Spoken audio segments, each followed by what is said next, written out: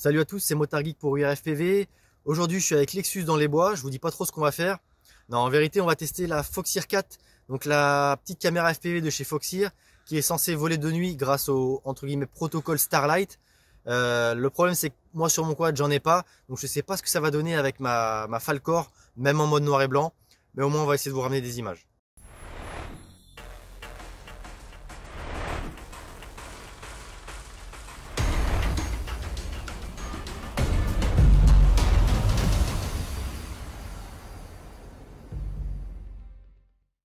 Voilà, donc là, on est sur le premier vol que j'ai effectué avec la Foxeer 4.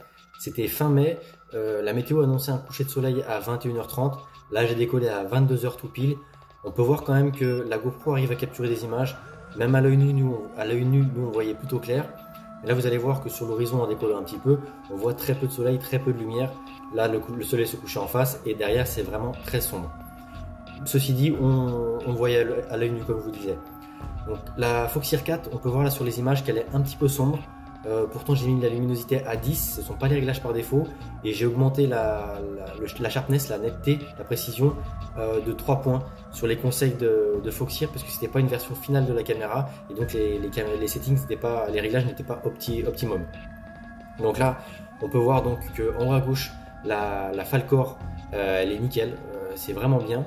La Runcam Racer 2, je trouve qu'elle est surexposée par rapport à la lumière extérieure, mais ça reste tout à fait volable. Et la Foxeer 4, elle, est un petit peu plus sombre, mais les détails sont relativement nets aussi. Pas de bol, j'ai eu un problème avec le DVR de la Foxeer Falcor, mais bon, c'est pas la caméra principale. Sur la GoPro, on peut voir que voilà, selon l'orientation par rapport au coucher de soleil, on voit très peu de détails. Mais encore une fois, on distingue plus ou moins bien les obstacles et on peut voler même avec les images de la GoPro. Voilà, je vous laisse vous faire votre avis sur ce vol à 22h et je vous reprends juste après pour un deuxième vol.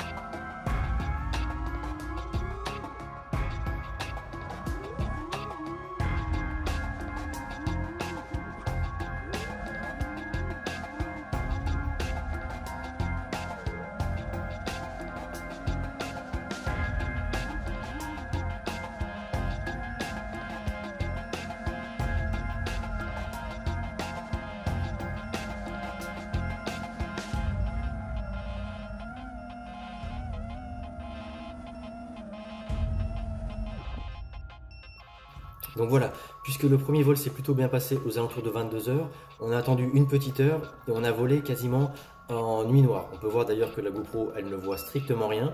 On avait dû allumer nos deux téléphones pour faire une sorte de phare pour que je puisse me repérer, parce que je volais également avec une Foxeer Falcor. Donc la Falcor, là c'est l'image du dessus. J'avais la même, elle était en noir et blanc.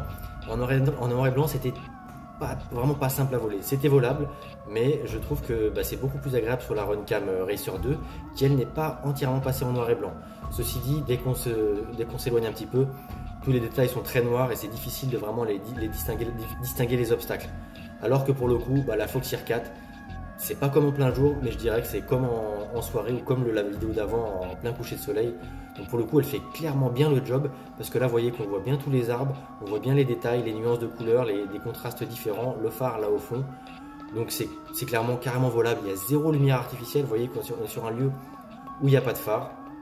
Là sur la Falcor, on peut se débrouiller à voler, mais c'est vraiment pas agréable, on n'a vraiment pas confiance, alors que la Foxeer 4, elle est vraiment nickel. Après voilà, comme je voyais vraiment pas beaucoup moi dans ma caméra, j'ai pas volé longtemps. On peut voir que là je galère à me poser malgré le phare au bout. Donc clairement c'était pour vous dire que moi je pouvais pas voler avec ma caméra embarquée. Là même si la Falcor montre une vidéo pas mal, moi j'y arrivais pas.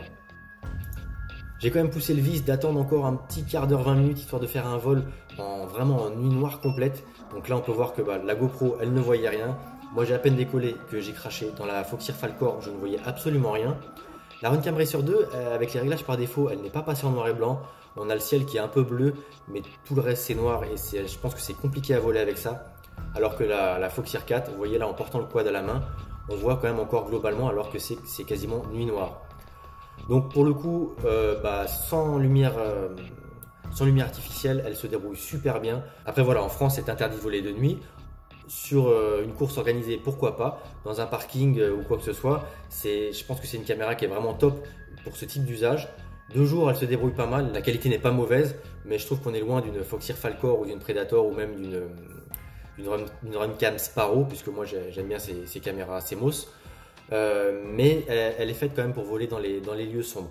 En parlant de parking, du coup, la semaine prochaine, vendredi prochain, je vais vous poster une vidéo sur un parking extérieur, donc le soir en nuit noire, mais avec donc de l'éclairage extérieur, plein de lampadaires et des devantures de magasins qui normalement perturbent pas mal les caméras FPV et qui font des gros halos et qui sont difficilement volables, que ce soit en couleur ou en noir et blanc.